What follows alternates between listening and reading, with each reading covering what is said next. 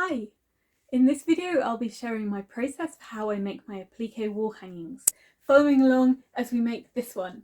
All of them are unique because I work with recycled materials, but they all follow the same generalised process from start to finish. I hope it gives you an insight into how much work actually goes into textiles pieces and you get a greater understanding of what I do day to day in my work. I love making them and I want to make them for years to come, and I hope following this you can learn to make them too. Just a little apology. Usually when I make project videos like this, I keep in the original audio, the sounds of me making, and I make a separate video that's all just ambient sounds. But unfortunately when I was working on this project, it was quite noisy in the house and I made the decision to leave the audio out because there was quite a lot of things like private phone calls, the doorbell ringing, the phone ringing and these kind of things.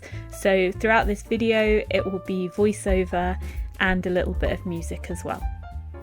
All of my projects start with an idea. Sometimes I sit down and work through a phrase that's popped into my head with lots of different coloured pens. Sometimes I just get a little idea before bed and I sit down and just scribble it out quickly in my sketchbook. So I have a few pages in my sketchbook like this where it's just a collection of ideas that I've had for wall hangings and for patches. This is the one from this project here. It was just a little doodle before bed. Sometimes I go straight from doodle to concept art, but for this project I wanted to just use fabrics that I already had in my collection. So the first step for me was going through fabric to choose what I was going to use for this project. So here I went with a blue and white gingham with these cute little white flowers. That's going to be my background.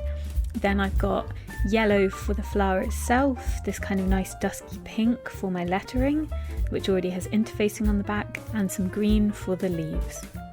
And then I get to work on the concept art. So I do this in mixed media. Here I'm using pro markers and acrylic paint. Sometimes I use pattern paper as well, or watercolours, India ink, all of these kind of things.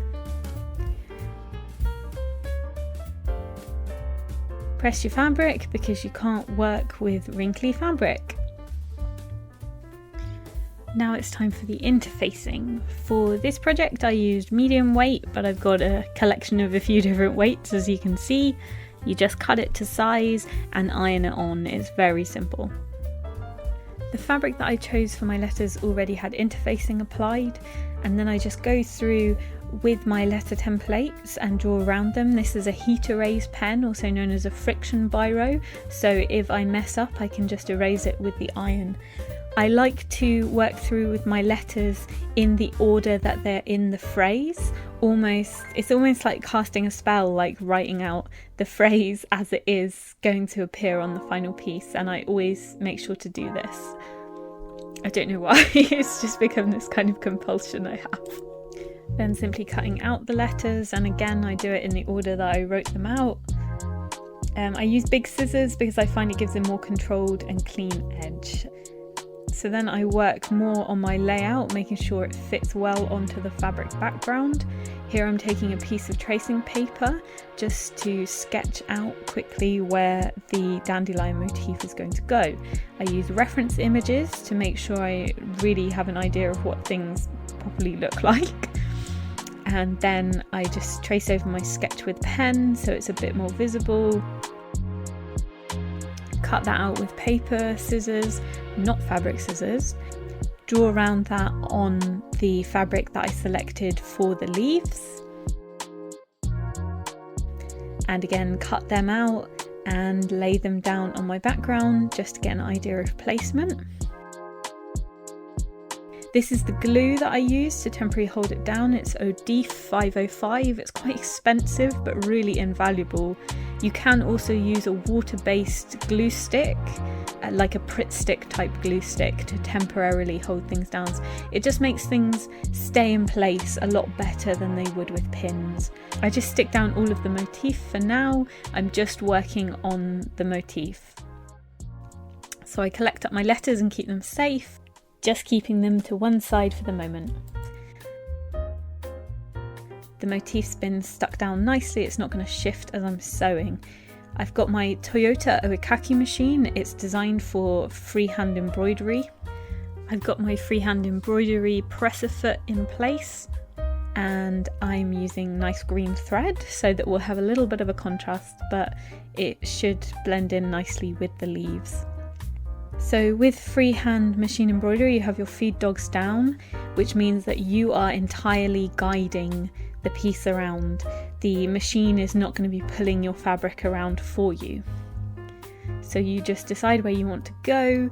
The oikaki function does a zigzag stitch, a very close together zigzag satin stitch, and you just guide around. It means that you don't actually have to turn around corners when you get to the corner of a piece.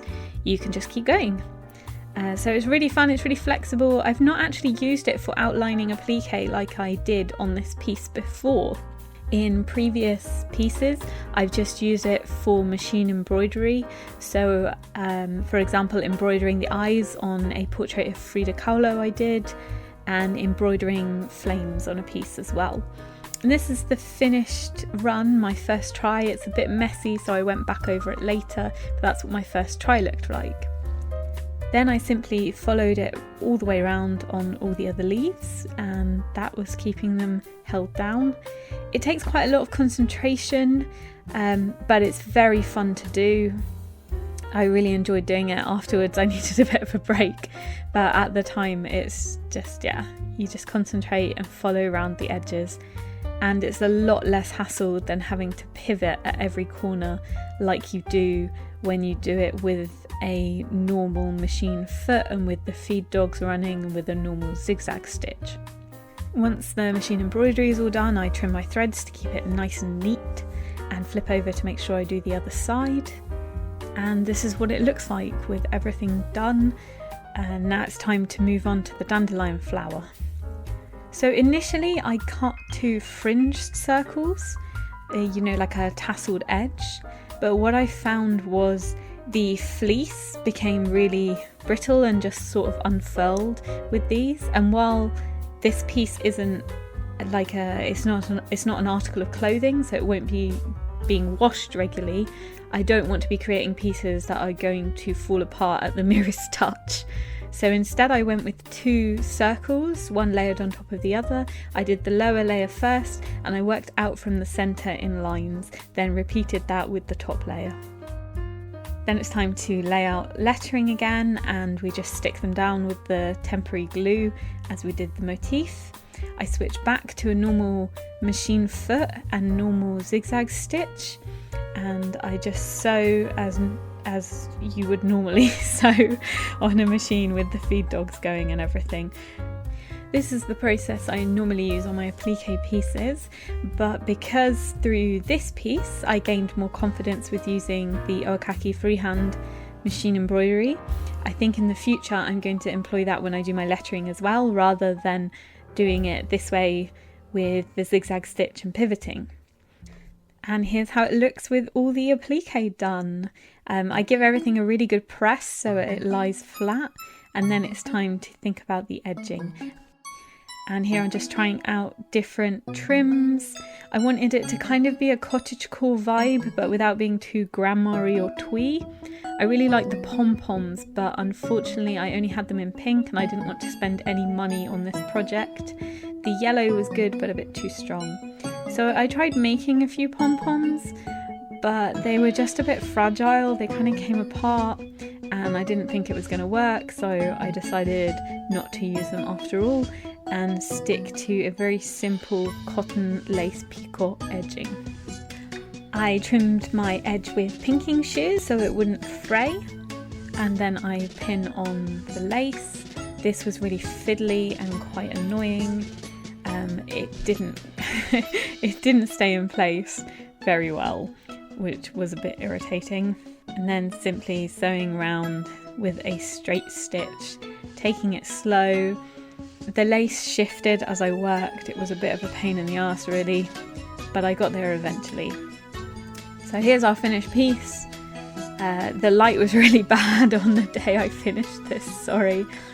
But it was practically snowing outside and it doesn't look the best. But I'm really glad with how the piece came out. It's a good continuation of the themes I've been working on and on my collection of applique wall hangings. So I'm glad it turned out as it did. I'm hopefully going to find a new home for it. It's going to go up on my Etsy shop. I will link that below in the description. etsy.com/shop/roomade. So if you like it, you can find it there. I am currently open to commissions, though that might change in the future. If you want to commission something similar from me, please get in touch. You can get in touch through Coffee or through my website or through Instagram at roomade_this. I hope you like seeing my process and it gave you some insight into what actually goes into making my pieces. And I hope it will inspire you to make an applique piece of your own. Okay, take care. Bye.